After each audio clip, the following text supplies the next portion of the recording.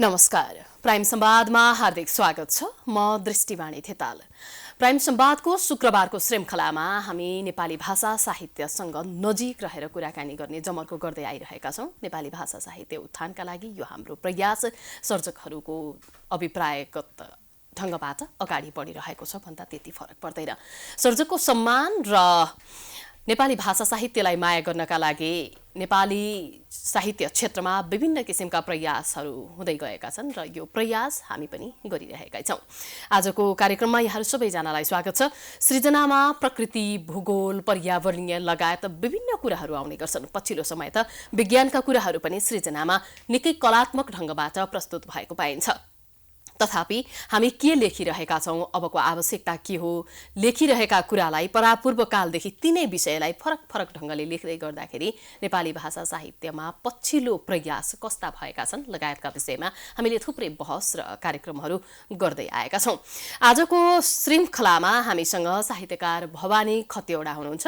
उहाँको घामभन्दा पहिले भन्ने नियात्रा सङ्ग्रह भर्खरै नेपाली साहित्य बजारमा आएको छ।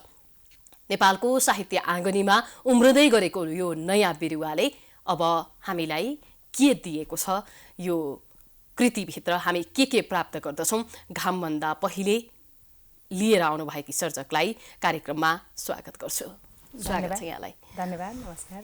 अब हामीले एकदमै भवानी खतिवडा भन्ने बित्तिकै छन्द साहित्यको एउटा प्रखर योद्धा, उहाँले छन्द वाचन गरेपछि, कविता वाचन गरेपछि त्यहाँ अरू कुनै पनि किसिमको अर्को दृष्टि हुन्छ, अर्को सोच हुन्छ, अर्को दृष्टिकोण बन्छ भन्ने कुरा कसैले पनि सोच्दैन। यसरी एकीकृत हुन्छ मान्छे, यसरी मोहित हुन्छ मान्छे भनिन्थ्यो। यो युटर्न आयो जुन किसिमले नियात्रा बनेर, नियात्रा सङ्ग्रह सुन्न त हामीले त्यो अलिकति छन्दात्मक नै छ भन्ने पनि सुनेका छौँ। यो के हो, युटर्नको राज के हो? यो चाहिँ खास गरिकन छन्द कवितामा कस्तो हुने रहेछ भने म निबन्ध लेखनमा पनि क्रमशः थिएँ नै, अगाडि बढिरहेकै थिएँ। तर सबैभन्दा पहिलो चिन्ने, पाठकहरूले चिन्ने भनेको कवि रहेछ। किनभने कविता त सार्वजनिक रूपमा कविता वाचन गरिन्छ, राखिन्छ, सामाजिक सञ्जाल छ। यसकारणले कविता लेख्दा लेख्दै पहिलो कृति नियात्रा आयो। तर कविताको क्षेत्रमा लागिरहेकी मान्छे नियात्रामा कसरी हाम फाल्न आइपुगी भन्नुभन्दा पनि नियात्रा चाहिँ वाचन गर्ने कुरा पनि भएन, सार्वजनिक हुने पनि कुरा भएन। तर प्रकाशन भइरहेका थिए मेरा निबन्धहरू, यात्रा निबन्धहरू। र मैले के सोचेँ भने मैले कविता प्रकाशन गर्न हतार गर्नु नहुने रहेछ। अझै मेरो साधना पुगेको छैन कि भन्ने डर लाग्यो। अझै पनि साधना पुगेको छैन कि भन्ने लाग्यो। त्यसकारणले मैले यात्रा यो निबन्धलाई चाहिँ पहिलो प्रकाशन गर्ने प्रयास गरेँ। अब यो कोको गोष्ठी लगायत छन्द बचाऊ अभियान विभिन्न किसिमको कार्यक्रममा सहभागी हुनुहुन्थ्यो नि, त्यो हिसाबले पनि हामी आम पाठकले चाहिँ पक्कै पनि छन्द सम्बन्धी केही काव्य, महाकाव्यहरू नै आउँछ होला भन्ने खालको तयारी, एउटा मनस्थिति बनाइरहेको सन्दर्भ थियो यो। तथापि यहाँलाई घामभन्दा पहिलेका लागि धेरै शुभकामना पनि छ, बधाई पनि छ। धन्यवाद। हजुर, अब कुराकानीको सुरुवात गरौँ। यो छन्द कवि भवानी खतिवडाको छन्द साहित्यप्रतिको मोह, यहाँले साधना अझै बाँकी छ भनिरहँदाखेरि त्यो जटिल छ, यो नियात्रा विधा अलिकति सरल छ मेरा लागि भनेर यतातर्फ आउनुभयो कि त्यो चुनौतीलाई सम्मान गर्नु पर्थ्यो कि छन्दकै केही ल्याउनु पर्थ्यो कि भन्नेहरू पनि छन् कि? मेरो कस्तो छ भने मेरो पहिलो यात्रा निबन्ध आयो र दोस्रो मेरो कृति चाहिँ छन्दको यात्रा निबन्ध आउँदैछ। छन्दको यात्रा काव्य ल्याउँदैछु म। र दुईटालाई एकैचोटि प्रकाशन गर्न चाहिँ सकिनँ, समय थोरै अगाडि पछाडि होला। तर छन्द यति रगतमा छन्द कुदिसकेपछि त्यो रगतबाट छन्द निस्किँदैन। मैले छन्दलाई छोड्न खोजेँ भने पनि छन्दले मलाई छोड्दैन।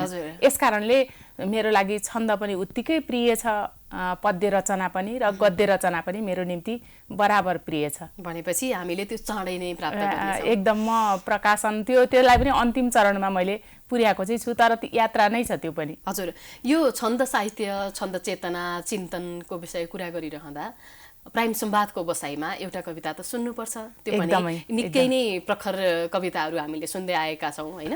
आज यो मौका किन गुमाउनु? कविकै मुखबाट कविता। एकदमै यो चाहिँ मैले यो घामभन्दा पहिले यो कृतिमा पनि म रारा पुगेको यहाँ चाहिँ एउटा यात्रा राराको छ। हजुर। जब रारा पुगेँ, जब रारालाई देखेँ म त पागल भएँ। मैले नसोचेको त्यो एउटा हिमाली मरुभूमिमा त्यत्रो विशाल सिन्धु त्यहाँ अटाएको छ भन्ने कुरा त कल्पनै गर्न सकिँदैन। त्यस्तो हुन्छ। जब रारा देखेँ, ठाउँमा मरुभूमि पनि छ, एकै ठाउँमा जलखानी पनि छ, एकदमै त्यस्तो छ। अनि त्यसपछि रारा पुगेरै मैले पहिलो श्लोक कविता चाहिँ रारालाई नै सुनाएर फर्केको हुँ र यो कृतिभित्र पनि मैले त्यो राखेको छु। त्यो एक श्लोक चाहिँ त्यसलाई पुरा गरेँ। रारा कविता। कर्णालिका गिरिवन नदी मृत्तिका साथ खेल्दै, कर्णालिकै अमर महिमा गीत मिठा सुसेल्दै, नाघी आए विकट पहरा रूप यो हेर्नलाई, रारा लाग्यो अमृत रसकी सिन्धु नै पो मलाई, नित्यानन्दी परम सुखको प्रीतिको फूलबारी, देखे नौलो प्रकृति रचना दृश्य आह्लादकारी, हेर्दै जाऊँ जति जति झनै खुल्दछौ मुस्कुराई, रारा लाग्यो प्रकृति कविको काव्य मिठो मलाई, चङ्खेलीकी प्रिय सहचरी वा धराकी परी हौ, आस्था हौ या अनुपसृजना स्रोत की माधुरी हौ, छर्छौ आफ्नै विविध रङ यो सृष्टि सौन्दर्यलाई, रारा भेटे महक मदिरा लट्ठ पार्यौ मलाई, रारा चुम्दै अघि अघि बढ्यो कालिदासी मेघ, आई आफै झललल बल्यो सृष्टिको दिव्य तेज, लाखौं तारा मसँग मिसी हेर्न थाले रमाई, रारा हाँस्छौ मुसु मुसु तिमी मुग्ध पार्दै मलाई, मेरा सारा हृदय भरिका तिर्सना मेट्नलाई, आई तिम्रो विमल तटमा रुझ्न देऊ मलाई, पगली झर्छन् हिमकण सफा स्नेहको ताप पाई, रारा तिम्रो मधुर सपी मात लाग्यो मलाई, रारा तिम्रो मधुर सपी मात लाग्यो मलाई। धेरै धेरै धन्यवाद। यो कविता मेरो एकदमै मनपर्ने कविता। यो बसाइमा भवानी दिदीसँगको कुराकानीको क्रममा प्रत्यक्ष सुन्छु, मेरो आँखा टल्पलाओस् भन्ने जोखिम मैले बेहोरेको थिएँ। मलाई त्यस्तै नै हुन्छ, जति पटक सुन्दा पनि यो कविता कहाँ छुन्छ, कतिसम्म छुन्छ भन्ने ठेगानै हुँदैन। धेरै पाठकले, धेरै श्रोताहरूले पनि यो कविताको विषयमा कविता आइसके पछाडि निकै चर्चा परिचर्चा गरेको सुनिएको थियो। फेरि आज सँगै सुन्न पाएँ, धेरै खुसी लागेको छ। अब यो छन्द परम्परा, छन्द सिद्धान्त, छन्दलाई जोगाउनुपर्छ भनेर पछिल्लो समय यहाँहरूले धेरै कार्यक्रमहरू गर्नुभयो, कोककोष्ठी लगायत छन्द बचाउ अभियानहरू पनि भए, त्यहाँ सँगै रहेर काम गर्नुभयो। तर मलाई यति बेला यो छन्द सुनिसके पछाडि तपाईँ राजनीतिमा हुनुहुन्थ्यो, अलिकति भए पनि नजिक हुनुहुन्थ्यो, यता निजामती कर्मचारीको हिसाबले पनि होइन, सरकारी तवरमा भइसके पछाडि त्यतातिरको भागदौड, त्यतातिरको काम होइन, अनि यो सँगै नेपाली भाषा साहित्यलाई अगाडि लिएर जानुपर्ने एउटा चुनौती, यो विविध कुराहरू छन्। तर मलाई अलि पछि सोद्धा पनि हुने, तर अहिले पहिल्यै सोध्न मन लागेको प्रसङ्ग, एउटा प्रश्न, मेरो जिज्ञासा के हो भने, सरकारी क्षेत्रमा काम गरिसकेका मान्छेलाई अलिक फरक किसिमको ध्याउन्नहरू हुन्छन् रे। अरू कुरालाई हामीले जे गर्नुपर्छ, यसो उसो गर्नुपर्छ भन्ने कुराहरू ध्याउन्न एकदमै कम मान्छेलाई मात्रै हुन्छ भन्छन्। यो कहिलेदेखि तान्यो यो कविताले यसरी? जसरी भवानी खतिवडा भन्ने बित्तिकै हामीलाई कविताभन्दा अरू कुरा त सुझ्दैन। हजुर, कस्तो छ भने निजामती सेवालाई अलिकति रुखो होइन, जनताप्रति अनुदार अनुत्तरदायी भनेर अलिकति हामीलाई आरोपै पनि लागिरहेकै स्थिति छ। मलाई चाहिँ कस्तो भने मेरो सेवा फरक हो। निजामती सेवाभित्र पनि एउटा कृषि प्राविधिकको सेवा चाहिँ फरक सेवा हो। कस्तो छ भन्नुहुन्छ भने हामी चाहिँ किसानका खेतमा जान्छौँ सेवा दिन होइन। अरू अरू निजामती सेवा लिन चाहिँ जनताहरू कार्यालयमा आउनुपर्छ, उभिएर धाउनुपर्छ। तर हाम्रो चाहिँ कस्तो पेसा फरक पेसा छ भने हामी निजामती कर्मचारी, हामी कृषि प्राविधिकहरू चाहिँ किसानको खेतमा सेवा दिन जान्छौँ। बाली बिग्रियो, रोग लाग्यो, किरा लाग्यो, महामारी भयो होइन, अरू प्रविधिहरू सिकाउनु पर्यो, हामी किसान कहाँ जान्छौँ।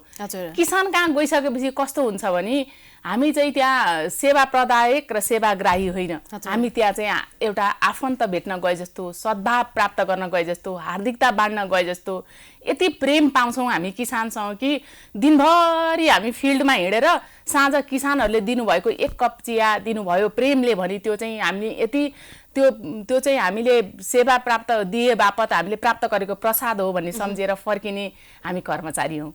हामी निजामती भित्रका त्यो वर्ग हौँ होइन। त्यो वर्ग भएको नाताले मलाई चाहिँ जब गाउँ पुग्छु सबैभन्दा खुसी, जब म किसानका खेत पुग्छु सबैभन्दा खुसी मलाई त्यहाँ मिल्छ। एकदमै अनि घटनाहरू यतिसँग जोडिन्छौँ हामी, यति धेरै यति सुन्दर पात्रहरूसँग, यति मिठो मनहरूसँग जोडिन्छौँ कि त्यसले हामीलाई चाहिँ वास्तवमा त्यो कवि हृदय यसै पनि फुटिहाल्छ त्यहाँ पुगेपछि, त्यस्तो अनुभूत हुन्छ। अब यो हरेक छन्द, यो पछिल्लो समय छन्द लेख्न गाह्रो छ। यति लामो छन्दका कविता, भारी भारी शब्दहरू होइन, सबैजनाले बुझ्न गाह्रो हुने शब्दहरू, छन्द पढ्नलाई, छन्द बुझ्नलाई, छन्द सुन्नलाई पनि अलिकति सामर्थ्य राख्नुपर्छ, नेपाली भाषा साहित्यको ज्ञान हुनुपर्छ, शब्द ज्ञान हुनुपर्छ, छन्द लेख्न सकिँदैन। यस्तो लामो समय पनि छैन अब भन्ने खालको एउटा छोटो कविता लेख्ने, सरल कविता लेख्ने, थोरै कुरामा धेरै कुरा भन्ने खालका कविताहरू लेख्ने, यो एउटा नयाँ कृतिको नयाँ थालनीको रूपमा देख्न सकिन्छ होइन। त्यो समयमा यहाँहरूले छन्द जोगाउन जुन किसिमको कसरत गर्नुभएको छ, मेहनत गर्नुभएको छ होइन, त्यो कतिको चुनौतीपूर्ण छ। पछिल्ला पुस्ताले छन्दलाई आफ्नो मोह, आफ्नो मायाको परिधिभित्र राख्न सक्छन् कि सक्दैनन्? दुईटा जिज्ञासा एकैपटक। एकदमै राम्रो। यहाँ कस्तो छ भने अहिलेको पछिल्लो परिवेश वास्तवमा नेपाली भाषाले मात्रै छन्द बचाएको छ अहिले। हिन्दी भाषामा पनि केही आएको थियो केही समय अघिसम्म। अहिले त्यो नेपाली युवाहरूमा छन्द कविताप्रतिको मोह हामी सामाजिक सञ्जालमा देख्न सक्छौँ। र छन्द कविता चाहिँ अलि शास्त्रीय संस्कृत अथवा होइन अलि त्यो विधा त्यताबाट आएको वर्गले मात्रै लेख्न सक्छ भन्ने कुरालाई चाहिँ सर्लकै चिरिदिएको छ अहिलेको पुस्ताले होइन। इलाममा सोम निरौला हुनुहुन्छ, उहाँ चाहिँ नेपाली विषय पनि पढेको शिक्षक होइन, उहाँ चाहिँ म्याथमेटिक्स, उहाँ चाहिँ होइन म्याथको शिक्षक, तर यति मिठो सुक्तिमय कविता लेख्नुहुन्छ होइन। यसै गरी यस्तै पछिल्लो पुस्ता चाहिँ एकदमै युवा पुस्ताहरू छन्दमा आएको छ। छन्दमा चाहिँ एकदम क्लिष्ट शब्द मात्रै हालेर छन्द कविता बन्छ भन्ने भ्रमबाट पनि हामी मुक्त हुनुपर्छ, किनभने अहिले यति सरल ढङ्गले छन्द कवितामा खेल्ने पुस्ताहरू आएको छ नि, यति राम्रोसँग छन्द कवितामा खेलिएको छ। छन्द लेख्न अलिकति गाह्रो चाहिँ छ, किनभने त्यो सूत्रमा लेख्नुपर्छ होइन, सूत्रमा लेख्नुपर्छ। रस्व दीर्घलाई रस्व गर्न पनि पाइएन, सूत्रमा लेख्नुपर्छ। त्यसपछि त्यहाँ भाव पनि आउनु पर्यो, विचार पनि आउनु पर्यो होइन, सबै कुराको प्रवाह मिल्नु पर्यो। त्यो सबै कुराको सङ्गम गद्य कविता मैले सजिलो छ भन्न खोजेको होइन, गद्य कविताको पनि आफ्नो नियम छ। तर छन्द कविता चाहिँ पाठकले, श्रोताले पनि अलि विशेष किसिमले नै होइन, पाठकले पनि छन्द कविता पढ्नलाई अलि विशेष किसिमले नै त्यो हुनुपर्छ, अलिकति स्किल हुनुपर्छ। त्यस कारणले हो। तर छन्द कविताको लहर यति राम्रोसँग आएको छ, यति उत्साहजनक ढङ्गले आएको छ, बहुत खुसी छौँ हामी त। हजुर एकदमै। अब छन्द कविताकै विषयमा कुरा गरिरहँदा फेरि पनि अर्को कविता सुनाउँ न। एउटा कविता म एकदमै अब कविता कुन सुनाउ त हुन्छ, तर आफ्नै देश लेखेर साध्य छैन कि। आफ्नै देश लेखेर, आफ्नै देश, आफ्नै माटो, यति विविधता छ। र मैले हिमाल कविता सुनाउँछु। अब हिमाल एकदम हिमाल कविता। निसर्गका उच्च कला तिमीमा, रहस्यका लाख थला तिमीमा। के तेज पायौ र बन्यौ विशाल, नेपालका गौरव हे हिमाल।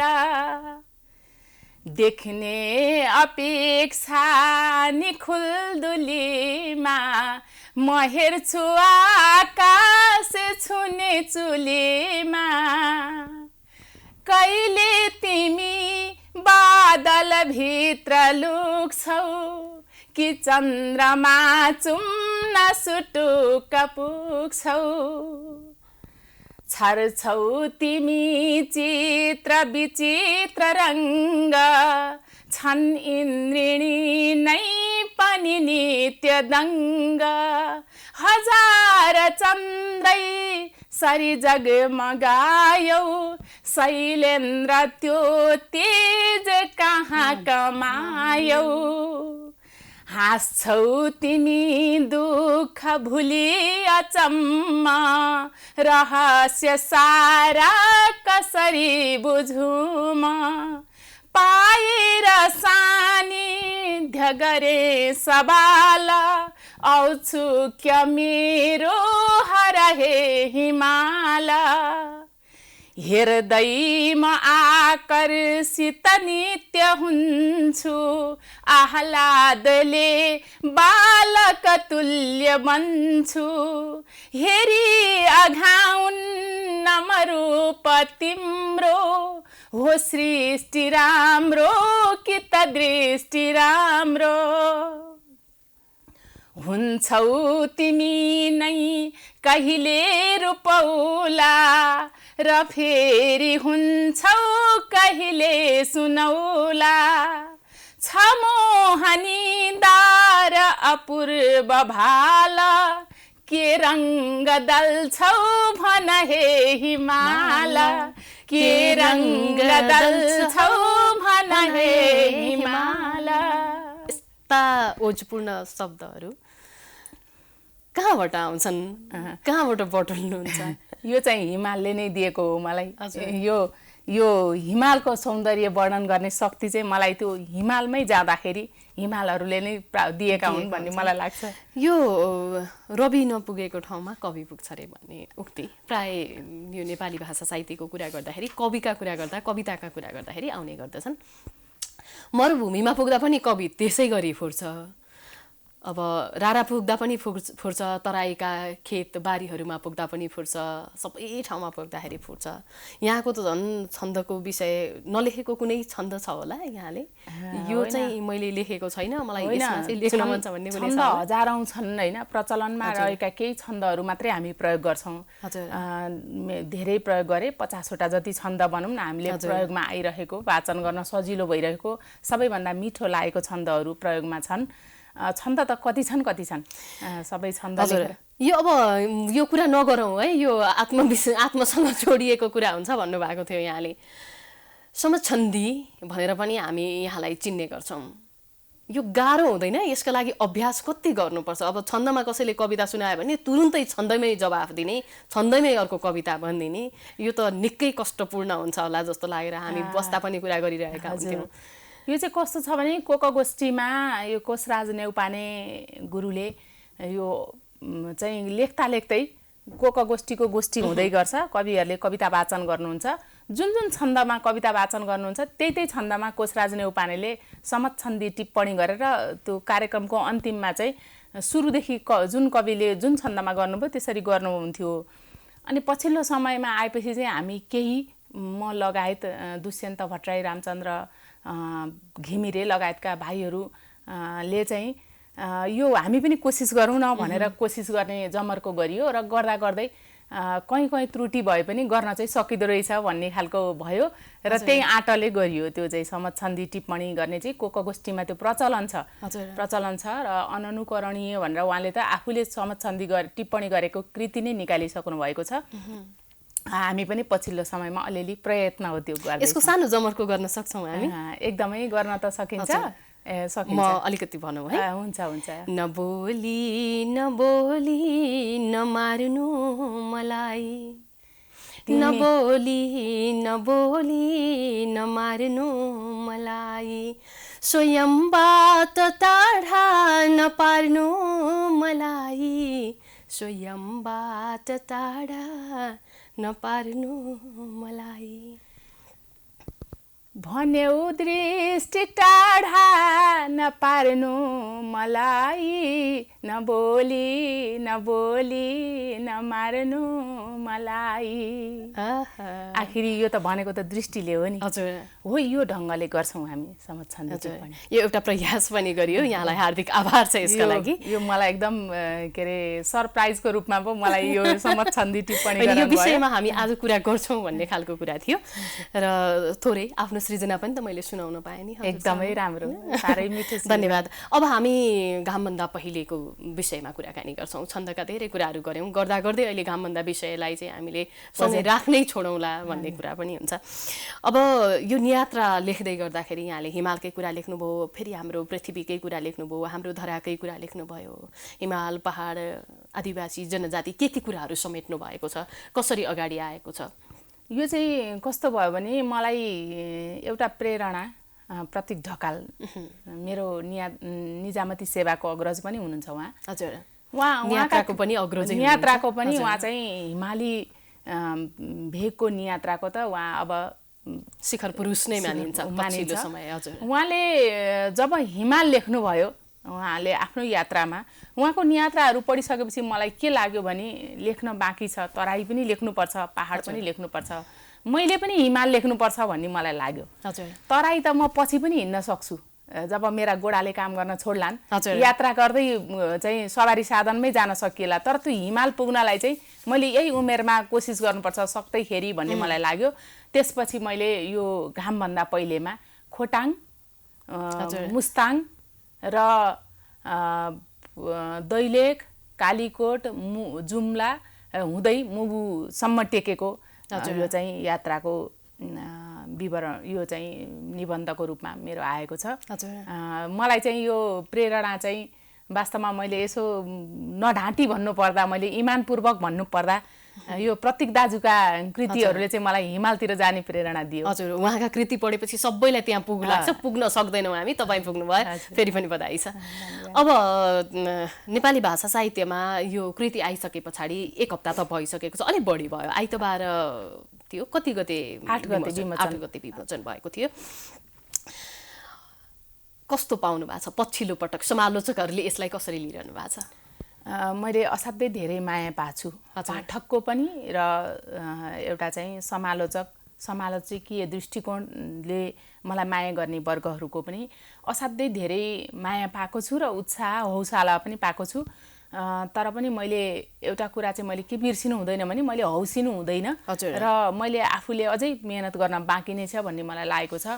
2टा त समीक्षै गरिसक्नु भएको छ समीक्षकहरूले, असाध्यै मलाई चाहिँ व्यक्तिगत रूपमा र सामाजिक सञ्जालमा पनि त्यो समीक्षा चाहिँ सार्वजनिक पनि भइसकेको छ र अरू पाठकहरूले पनि मलाई जसले यो कृति पढ्नु भएको छ फोनबाट अथवा अरू कुनै माध्यमबाट मलाई एकदम हौसला दिइरहनु भएको छ।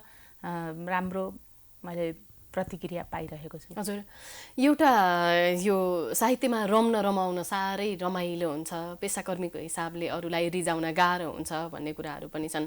गृहिणी हुनुहुन्छ, आफ्नो यता सरकारी जागिर छँदैछ, कथा कविताको कुरामा जुनसुकै कार्यक्रममा बोलाइदिएपछि त्यहाँ कसरी हुन्छ सहजीकरण गरिदिनका लागि, वाचन गर्नका लागि पनि पुग्नुहुन्छ। यो सबै कुरा जुटाउनलाई ठुलो आँट, हिम्मत, समय सबै चाहिने रहेछ, मिलाउनुहुन्छ कसरी? मेरो चाहिँ सबैभन्दा ठुलो कुरो मेरो घर परिवार एकदम सकारात्मक भएर पनि मलाई सजिलो भएको छ हैन।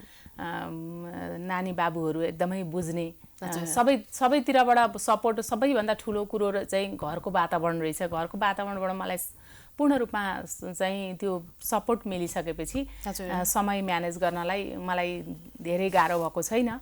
समय म्यानेज गरिरहेकै अवस्था छ, अहिलेसम्म चाहिँ गरिरहेको छु र भोलि पनि गर्न सक्छु भन्ने मलाई त्यति आँट चाहिँ छ। हजुर, यो जात धर्म लगायत हामी विभिन्न कुराको परिधिमा छौँ नि त, यसले जोखिम कतिको हुँदो रहेछ? अब यो नियात्रा पनि आइसकेपछि यो प्रश्न त छुटाउनु हुँदैन भन्ने लाग्यो एकदम मलाई। यो कस्तो छ भने हामीले लेख्ने सन्दर्भमा अत्यन्तै संवेदनशील चाहिँ हुनुपर्छ हैन।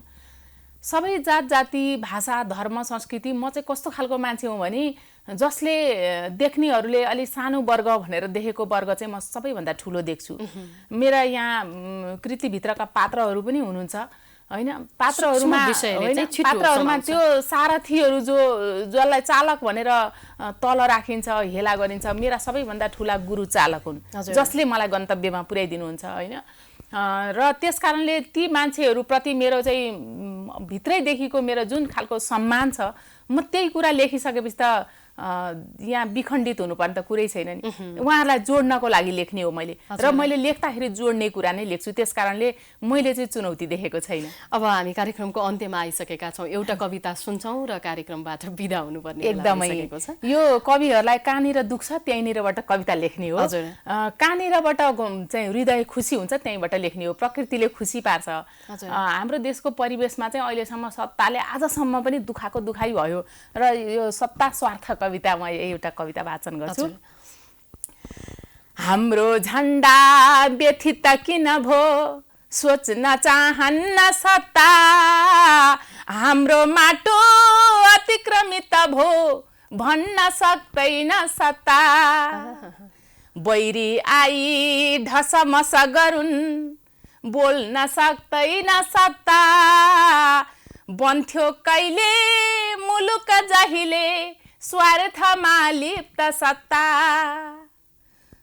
दुख्ता लाखौं असकन्य मुखा दुख न जान्दैन कहिले, स्वेच्छाचारी छाती जनमा झुक्न जान्दैन कहिले, घाती हो वा पद अधमको शक्ति उन्माद घाती, आमा दुख्ता खलकुमतीको दुख न जान्दैन छाती, भोका प्यासा जन भजनले तृप्त हुन्न गाओस्, मेची काली रगत धमनी भाग भण्डा नलाओस्, नेपाली हुन् मनमुटु भनी स्वाङ पार्दैन आओस्, पापी चाला सब बुझिसक्यौं फेरि छल्दैन आओस्, पुर्खाको त्यो रगत पसिना बिर्सी गर्व गर्छ, आफ्नै माटो चरचर हुँदा तर्की गर्व गर्छ, आँखा तर्दा पर मुलुकले थर्की गर्व गर्छ, मौका ताकी सोझन सबको दुष्टले प्राण हर्छ, आमा हुन्छन् जब असकत्यो आँटिलो साथ छैन, मौका मिल्दा मुलुक हितको योजना ल्याउँदैन, माटो छोई हृदय जसको गर्वले फक्रिँदैन, त्यस्ता ढोगी छलकुमतीको मूर्ति पुज्नै हुँदैन, त्यस्ता ढोगी छलकुमतीको मूर्ति पुज्नै हुँदैन। धन्यवाद। गाह्रो छ यो सत्ताको स्वार्थ। हामीले यस्ता कयौं कविता लेख्नुपर्छ होला स्वार्थबाट उनीहरूलाई पर राख्नका लागि, भ्रष्टबाट पर बनाउनका लागि। यो अनवरत प्रयास यहाँको निरन्तर रहिरहोस्। हाम्रो धेरै शुभेच्छा छ, हाम्रो अपेक्षा पनि त्यही छ। हामी सदैव यस्ता किसिमका कृति, यस्ता किसिमका साधना यहाँबाट जुन साहित्य सृजनामा भइरहेको छ त्यो रहोस् भन्ने शुभकामना छ। कार्यक्रममा आइदिनु भयो, धेरै धेरै आभारी छु। एकदमै धन्यवाद। मलाई पनि यो कार्यक्रमको माध्यमबाट मेरा प्रिय पाठकहरू सामु, श्रोताहरू सामु पुर्याउने जुन यहाँले अवसर दिनुभयो त्यसको लागि धेरै धेरै धन्यवाद। हजुर, यहाँलाई शुभकामना पनि। दर्शकवृन्द, नेपाली भाषा साहित्य कति प्रिय छ, कति कर्णप्रिय छ, कति नजिकको छ। हिमाल पढ्दा पनि म आफै पढे जस्तो, पहाड पढ्दा पनि मेरै विषयमा भनिदिए जस्तो, रारा पुग्दा पनि म त्यहीँको राराको सबैभन्दा प्रिय मान्छे भए जस्तो, होइन? यी सबै कुराहरूले गर्दाखेरि हामीलाई विषयवस्तु खोज्नलाई कहीँ जानुपर्ने अवस्था छैन। हामीसँग के छैन, हामी के कुरामा अल्झिएका छौँ भन्ने विषय मात्रै हामीसँग छ। आजको प्राइम संवादको विषय हामीले नेपाली भाषा साहित्यमा आउनुभएका भवानी खतिवडासँग कुराकानी गरेर सक्यौँ।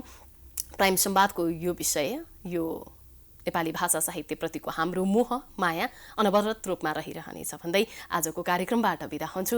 नमस्कार।